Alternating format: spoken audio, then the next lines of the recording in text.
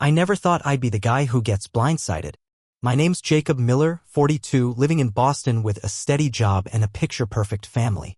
Or so I thought. Melissa and I had always been the couple that everyone envied. We met in college, bonded over shared values, built a life together, and created a family. We had it all, a house in a great neighborhood, a couple of kids, and a marriage that people looked at and said they've got it figured out.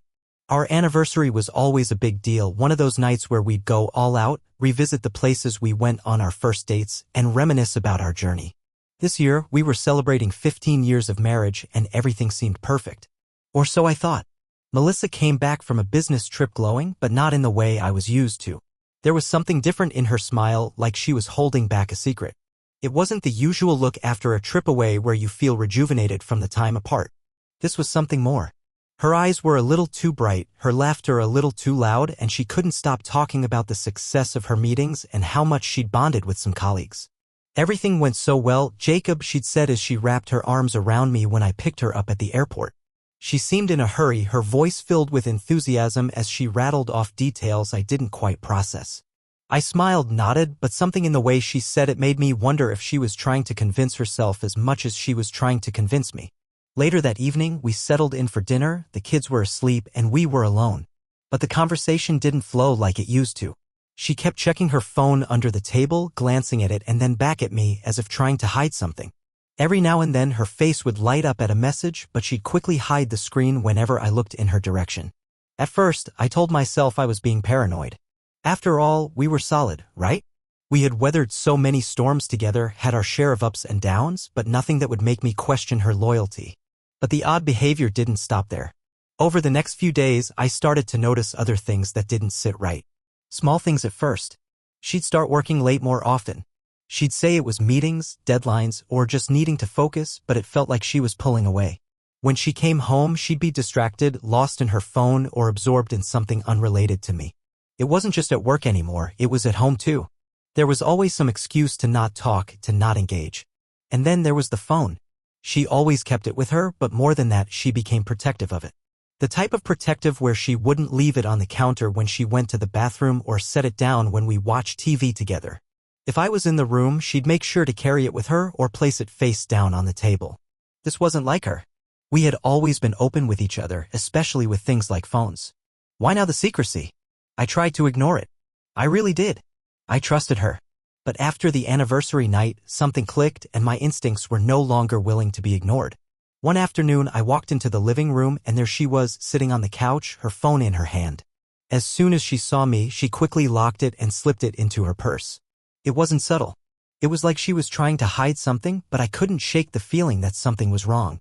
I decided to let it go and went about my day, but that gnawing feeling kept growing in the back of my mind.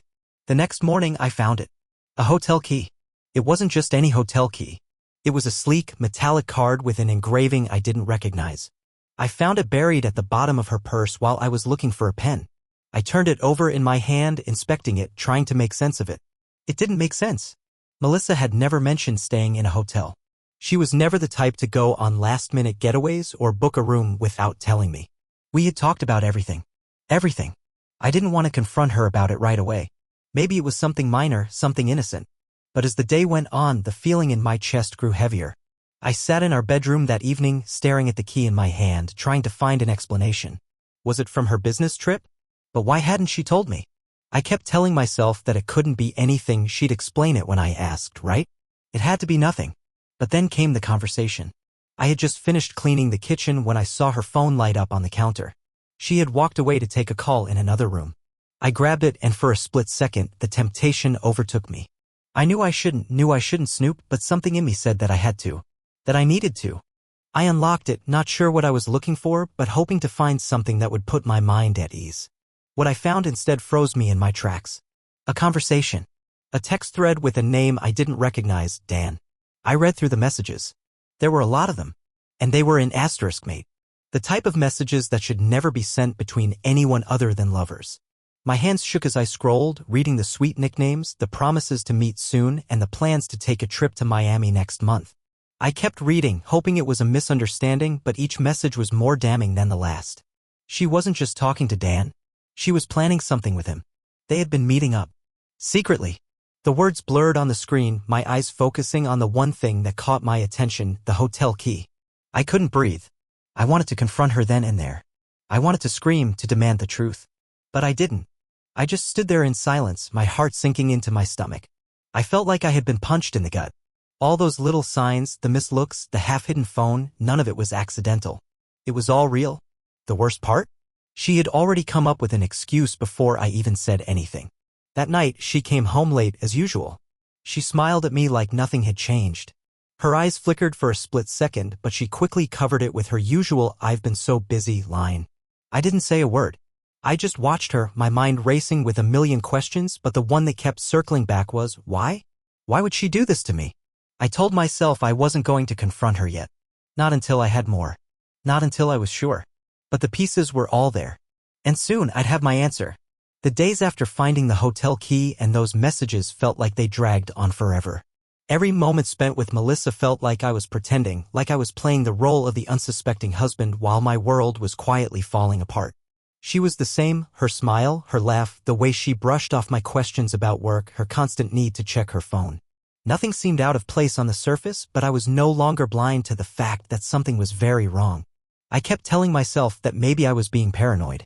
It was so easy to dismiss the red flags, to make excuses for her behavior. After all, we'd been married for 15 years. We had 2 kids together, a life that felt secure and predictable. Why would she suddenly risk it all? But as I watched her over the next few weeks, I couldn't ignore the truth any longer. She became more distant, more preoccupied with work, with friends, with anything other than me. The dinners we once shared became awkward, silent affairs where she was more interested in texting under the table than talking to me. I couldn't help but notice that whenever I tried to bring up our plans for the weekend or ask about her day, she seemed to avoid making any real commitments. It was as if she was always somewhere else, mentally, emotionally, even physically. The kids noticed it too, which made it worse. They would ask why mom wasn't home to tuck them in, or why she was always on the phone. I brushed it off for their sake, not wanting them to sense the growing tension between us. But inside I was unraveling. I knew that if I confronted her, it could break everything we had built. But I also knew that I couldn't live in this limbo anymore. One evening, after dinner, Melissa excused herself to take a call in the other room. As usual, she kept the conversation short, giving me only vague answers when I asked who it was. "Work," she said, her voice too bright, too rehearsed. But the way she kept the call private made me wonder. Who was she really talking to? It wasn't work. It was never work anymore. I tried to focus on the kids, tried to distract myself with mundane tasks, but it was impossible to ignore the gnawing feeling in the pit of my stomach. This wasn't just about late nights or unreturned calls, it was about her whole demeanor. She was always busy, always unavailable, always somewhere else. The woman I had married, the woman who once wanted to be with me, seemed to have vanished, replaced by someone who was indifferent to my presence. I had to know. I couldn't keep living in this cloud of suspicion. So I started paying closer attention. Little things like the way she would leave her phone out of reach when we were together, the way she'd suddenly get up and leave the room when a text or a notification came in. The more I watched, the more convinced I became that something was going on. One Friday night, she told me she was going out with some colleagues for a work dinner. I didn't think much of it at first. She'd gone out with work colleagues before, and I didn't have a problem with it. But this time, there was a difference in her tone, a little too much cheerfulness, a little too much hurry to leave. She spent over an hour getting ready, which struck me as odd. Usually, she was quick to throw something on and go. But this time, she was meticulous, even changing outfits 3 times before settling on one she seemed to like. It wasn't a work dinner outfit. It was a date night outfit, something I knew well from our early days of dating. "Wow, you're really dressing up for this," I remarked, trying to keep the tone light, casual. She looked at me, that forced smile spreading across her face. "Well, you know how it is. The girls like to take photos and post them, and I want it to look nice," she said, smoothing down her dress.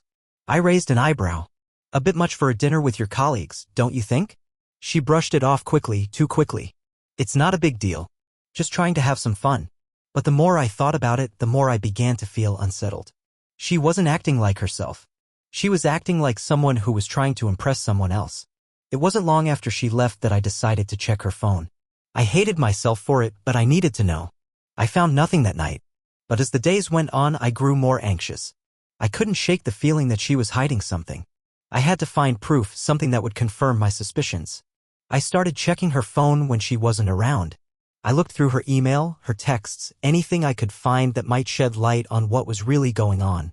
The breakthrough came one afternoon when I was cleaning up after lunch. Her phone buzzed on the counter and I couldn't resist checking it. The message was from Dan. I had seen that name before, but this time there was something different. It was a message she had written, an invitation to meet up at a restaurant in the city. The tone was flirtatious, casual. "Can't wait to see you again tonight," it read. I had seen enough. I didn't need to read anymore. My heart was racing, my head spinning. I sat down on the couch, staring at the screen. How long had this been going on? And why had she kept it from me for so long? The next few days were a blur. I wanted to confront her. I wanted to scream and shout and make her explain herself. But I didn't. I couldn't. I didn't want to risk losing everything we had built, even if I was starting to feel like it was all a lie. Instead, I decided to wait. I wanted to be sure. I wanted to know what I was dealing with before I made a move. So, I hired a private investigator. The investigator, a no-nonsense man named Rick, was quick to get to work. It wasn't long before I had the confirmation I was dreading. Melissa and Dan had been meeting for months, secret dinners, stolen moments in quiet corners of the city. It was clear that this wasn't just an emotional affair, it was physical. They had been planning trips together, talking about a future, about a life that didn't involve me. I wasn't sure how I felt anymore. Betrayed? Yes. Angry? Of course. But more than that, I felt foolish. How had I missed it? How had I not seen the signs? One thing was clear now, I had to confront her. I couldn't keep pretending everything was fine. She had crossed a line, and I was done being the oblivious husband. But I had to plan this carefully. I wasn't going to let her manipulate the situation. I needed to be strategic to make sure I had everything in place before the confrontation. I gathered the evidence, photos from the investigator, **TS of the texts, the hotel key, and receipts from their secret meetings. I knew that when the time came, it would be the end of everything. The truth had hit me like a freight train. There was no denying it anymore. I had all the proof I needed. Every message, every picture, every little detail had fallen into place, and it was clear, my wife, the woman I thought I knew better than anyone, had been betraying me for months. I had spent weeks denying the truth, but now it was undeniable. The affair was real, and I was about to confront her. I had planned everything meticulously. I didn't want to rush into this. I needed to stay calm, be in control, and make sure I wasn't making any rash decisions. The private investigator had done his job well. He had followed Melissa and Dan to various spots in the city, capturing photos of them together at restaurants, at parks, even outside her workplace, looking far too comfortable with one another. The texts, the messages, they were all in my hands now, undeniable proof of her infidelity. What hit me the hardest was the realization that I had missed all the signs. The subtle shifts in her behavior, the secretive nature of her phone, the little white lies she told so effortlessly. I had been so trusting, so convinced of our marriage, that I never stopped to question her actions. It was the kind of blind trust that felt foolish now. And it was too late to fix it. I didn't want to be hasty. I knew I had to confront her, but I also knew that I needed to protect myself. I couldn't go into this unprepared, emotionally raw, and unsure of my position. So I met with a lawyer, gathered all the evidence, everything from the messages to the photos to the receipts, and discussed my options. I wasn't going to let her walk away with everything. I had a right to be angry, but I also had a right to my peace of mind, and I wasn't going to let her get away with this without consequences. I'll admit, there was a part of me that wanted to just walk out, to leave her without a word, to let her deal with the consequences of her actions alone. But that wouldn't have been fair to me. I needed closure, and I needed it on my terms. So I decided to wait for the right moment, the moment when I could confront her, when I could finally lay it all out and make her face what she had done. The night came sooner than I expected. Melissa had told me she was going out with some friends. Another one of those nights where she would stay out late, drink a little, and try to unwind from work. I didn't know where she was really going, but I had a pretty good idea by now. This time, I wasn't going to let her slip away without confronting her. I waited until she had been gone for a few hours. The house was quiet, the kids were asleep, and it was just me and my thoughts. I sat in the living room, staring at the pile of evidence on the coffee table. I could feel the weight of it. Each photo, each message, each item a reminder of the lie that had been unfolding right under my nose. I was ready. I had to be. When she finally came home, it was just past midnight. She crept in quietly, trying not to disturb me. She probably thought I was asleep, or that I wouldn't care where she had been. But I was wide awake. my mind racing with everything I was about to do. She walked into the living room, still wearing the outfit she had gone out in. Tight jeans, a form-fitting top, heels that clicked sharply on the floor as she walked. She smelled like perfume, but it wasn't the perfume she wore when we first met. It was different, fresher, more floral. It made my stomach churn. The last thing I wanted was to smell another man on her skin, but I didn't let it show. I just sat there, waiting. "Jacob, I'm home," she said softly, as if trying to ease into the room without drawing attention to herself. Her voice had that same forced cheerfulness. It made me sick. She was acting like everything was normal, like she hadn't been sneaking around behind my back. "Hi, Melissa," I said, my voice flat. "We need to talk." Her eyes shifted nervously, but she tried to play it cool. "What's wrong? You look serious." "I am serious," I said, my voice firm. I didn't want to be emotional, didn't want to give her the satisfaction of seeing me shaken. "I know everything." Her face froze, and for a moment, I saw panic flash across her eyes. She took a step back, as if trying to distance herself from the confrontation. But it was too late. The truth was out. She couldn't hide anymore.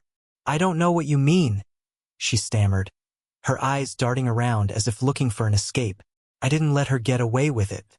I stood up, walked over to the coffee table, and grabbed the envelope. I threw it down in front of her, the photos spilling out, the receipts, the **TS of the text messages. She stared at them, her face paling as she took in the evidence. I could see her brain working, trying to come up with an excuse, a reason to explain away everything I was showing her. "How long, Melissa?" I asked, my voice barely a whisper. I didn't need to yell. I didn't need to raise my voice. The silence between us said everything. "How long have you been seeing him?" She swallowed hard, her eyes refusing to meet mine. "Jacob, don't," I interrupted. "Don't lie to me. Don't make this worse. I have everything. The hotel key, the receipts, the texts. It's all right here." I pushed the papers toward her, watching as she recoiled slightly, like she couldn't bear to face the truth anymore. "How long, Melissa?" Her face crumpled, and for the first time, I saw a crack in her armor. She wasn't the confident, self-assured woman I had married. She wasn't the woman who could hide behind words and excuses. She was a woman caught in her own web of lies, and there was no escaping it now. "I don't know what to say," she whispered, her voice breaking. "I didn't mean for it to happen like this, Jacob. I didn't mean to hurt you. I thought I could handle it. I thought I could keep it all together." Her hands shook as she reached for the papers, but she didn't touch them. She just stared at them, her breath coming in shallow gasps. "Handle it," I said, my voice low but steady. "You've been lying to me, Melissa. For months, I've been living a lie. This wasn't just a mistake. You've been planning a future with him. You've been planning to leave me. Don't tell me you didn't mean for it to happen. You knew exactly what you were doing." "I was lonely," she said, her voice barely audible now. "You were always working, always distracted. I didn't know how to fix it. Dan made me feel alive again." I felt a wave of disgust rise in me, but I didn't let it show. "So this was my fault?" I asked, voice cold. "You decided to throw everything away because I was working too much?" "No, Jacob," she said, her eyes filled with tears now. "It wasn't like that. I couldn't listen anymore. I don't care, Melissa. I don't care what your excuses are anymore. You've made your choice." I thought the confrontation would bring clarity, that I'd finally be able to look her in the eye and understand why everything had changed, why she had chosen him over me. But when Melissa's words stuttered and broke under the weight of my questions, I realized I didn't need more excuses. I didn't need her to tell me what had been happening. The evidence was laid out in front of me, and no explanation would change it. There was no turning back now. The silence that hung between us was deafening. My chest was tight with anger and disbelief. Part of me wanted to scream at her, to demand every last ounce of truth. But I wasn't going to let her manipulate me further. I wasn't going to give her that satisfaction. No, this was the moment I took back control of my life. I watched her, sitting there, her face flushed with guilt, tears streaking her cheeks, her hands trembling as they clutched the papers on the table. Her apology was nothing more than a formality, a hollow gesture she offered when she realized that I had seen everything. But it wasn't enough. It would never be enough. "I'm sorry, Jacob," she whispered, as if that would erase the months of lies. "I never wanted to hurt you. I didn't know how to fix things." I stared at her, incredulous. The woman who had been my partner for 15 years was sitting here, unraveling before me, offering me nothing but excuses for the pain she had caused. "Don't apologize," I said, my voice flat and devoid of emotion. "You've already made your choice, and now I'm making mine." Her face crumpled even further, and I saw a glimpse of the woman I had once loved, but it was fleeting. The reality had set in for both of us. There was no going back. "You're right," she said, her voice breaking. "I've made a mess of everything. I don't expect you to forgive me. I don't deserve it." I shook my head, refusing to let her off the hook. "You don't get to decide what I do next, Melissa. You lost that privilege when you decided to betray me." She looked down at the papers in front of her, her shoulders shaking with silent sobs.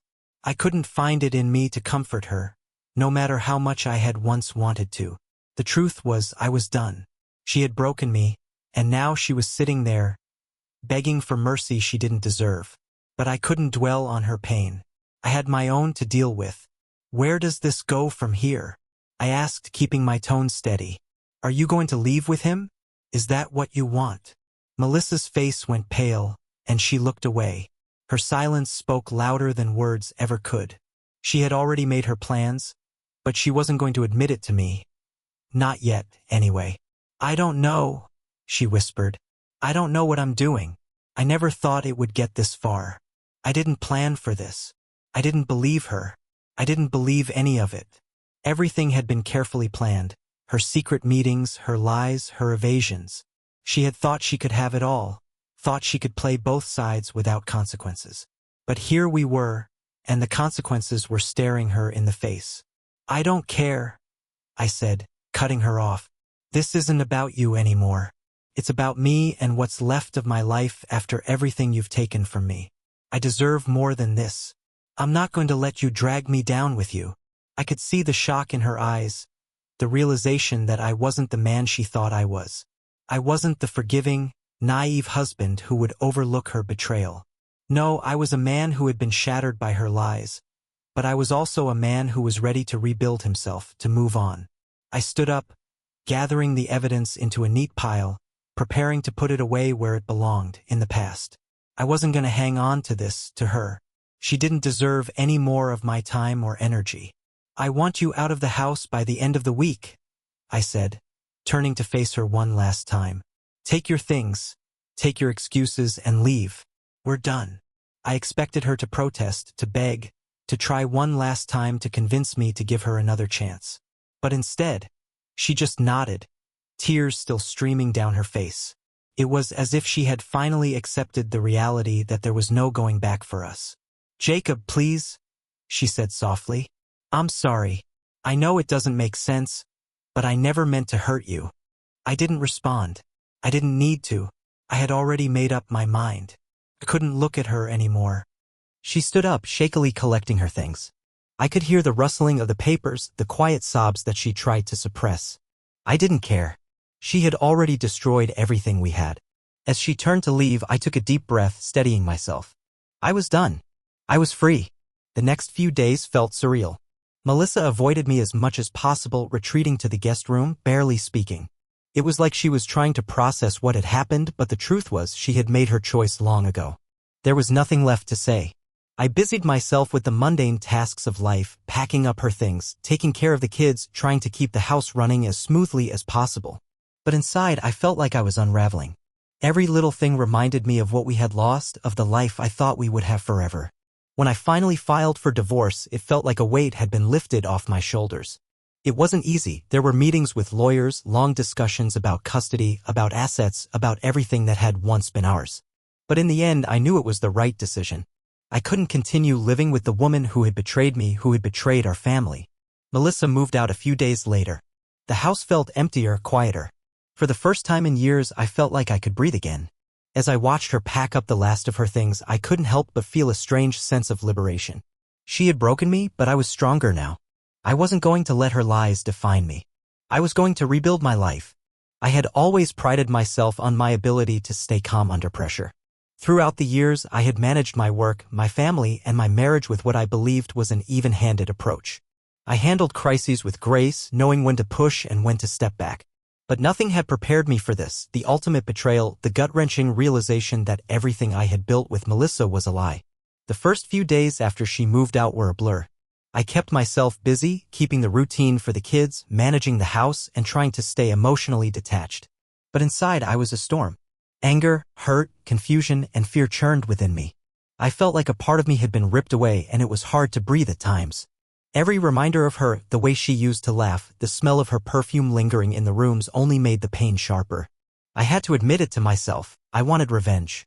Not the kind of revenge that came with shouting matches or public humiliation. No, I didn't want to sink to her level. What I wanted was to make sure she realized the gravity of what she had done.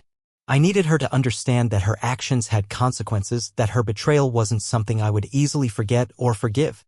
I didn't act right away. I wasn't rash. I had been betrayed, yes, but I wasn't going to let my emotions cloud my judgment. I took the time to gather everything I needed, the evidence, the paperwork, and most importantly, a plan that would ensure I came out of this as unscathed as possible.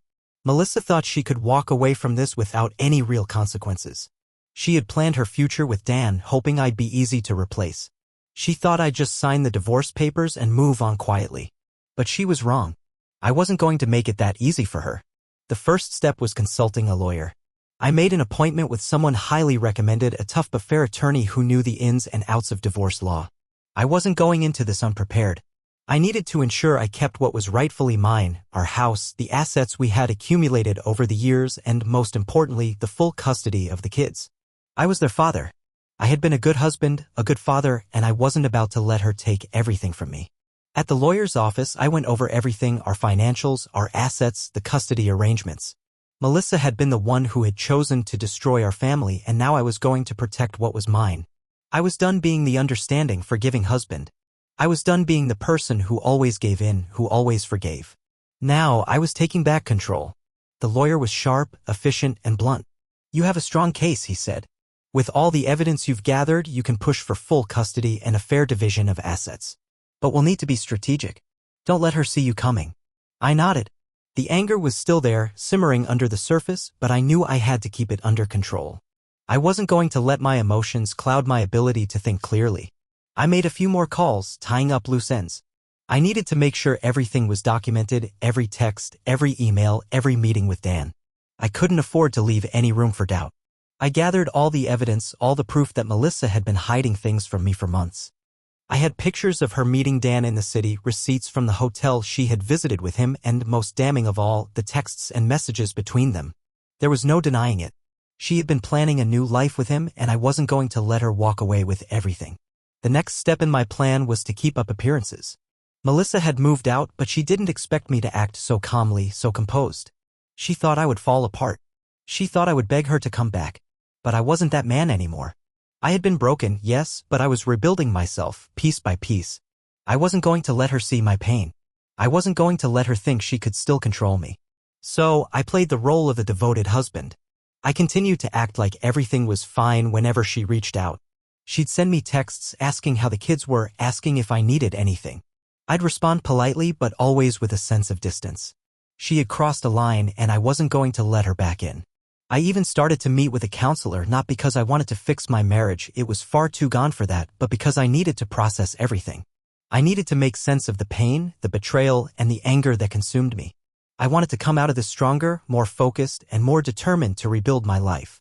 But the most important part of my plan? I was going to get her where it hurt the most. It wasn't about hurting her physically. It wasn't about revenge in the way she might have imagined. No, my revenge was going to be something much more profound. I was going to take away her sense of security, her sense of control, her sense of freedom. I was going to show her that she couldn't just walk away from everything without consequences. I set the wheels in motion. I contacted a private investigator once more. This time, I needed him to dig deeper into Dan. I wanted to know everything about him, the man who had stolen my wife, the man who thought he could replace me. I wanted to know his job, his background, everything. The more I knew about him, the better I could play my hand. And then I waited. I didn't rush anything. I kept playing the role of the devoted father, the understanding ex-husband. I acted like I was moving on, but inside I was preparing for the inevitable confrontation. I wasn't going to let her get away with it. She had thought she could live 2 lives without anyone finding out, but I was going to make sure the truth came out. Melissa had no idea what was coming. The day I'd been preparing for had finally arrived. I had everything lined up, the evidence, the strategy, and the emotional distance necessary to keep me focused.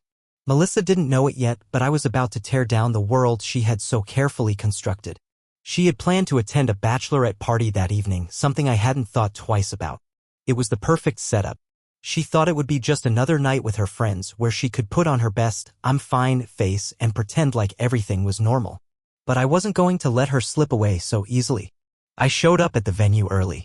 The party was being held at a trendy bar in the city, one that was dimly lit with a long line of cocktails at the bar and music that thumped in the background. It looked like a typical bachelorette bash, laughter and chatter filling the air. But the only thing that mattered to me was that it was her world, her little bubble, and I was about to burst it wide open. I stood off to the side, watching as Melissa and her friends mingled. She hadn't seen me yet, and I knew it was only a matter of time before I made my move. I waited patiently, letting her enjoy her night, unaware that everything she thought she had was about to unravel. When the moment was right, I walked straight up to her. She froze when she saw me. Her eyes widened in shock and guilt, but she quickly tried to mask it with a forced smile.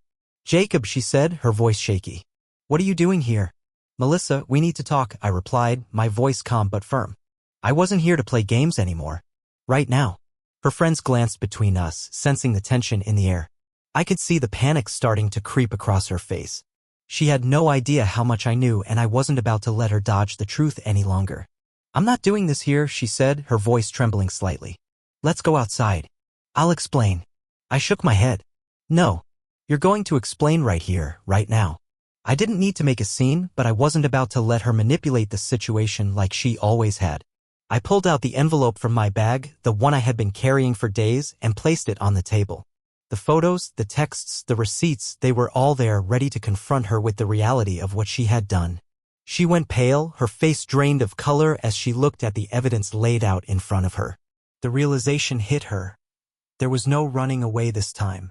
The truth was out. "Jacob, please," she stammered. "This isn't what you think. It's not. Don't." I interrupted, my voice icy. "You can't lie your way out of this. I've got everything.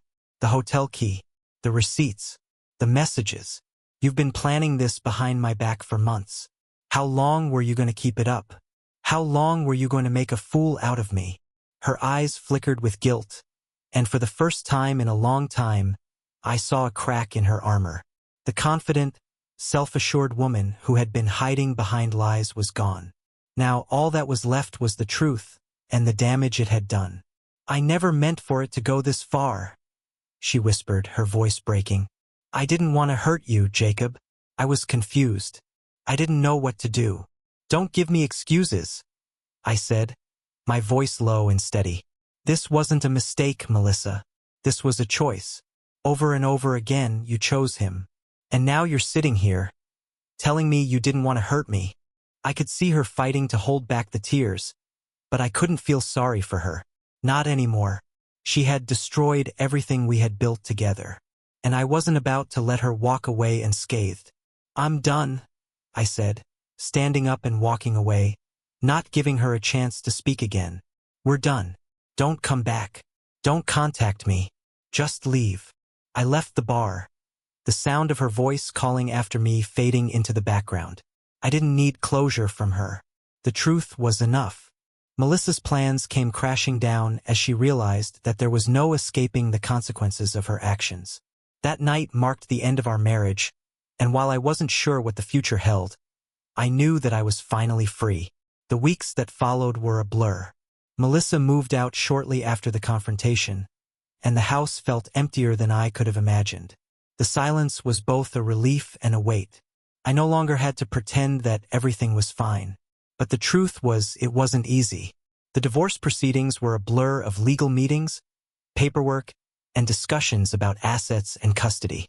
I fought for full custody of the kids. They were my priority now. I wouldn't let her take them away from me, not after everything she had done. The lawyer I had hired was sharp and precise, and together we made sure that the divorce went as smoothly as possible.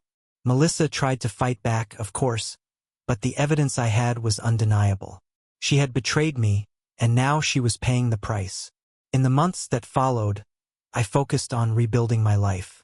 The pain of her betrayal still lingered, but I was learning to live without her.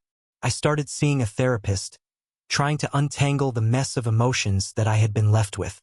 It wasn't easy, but I was stronger now. And then one day I felt it, the weight in my chest that had been there for months. That heavy, suffocating feeling finally lifted.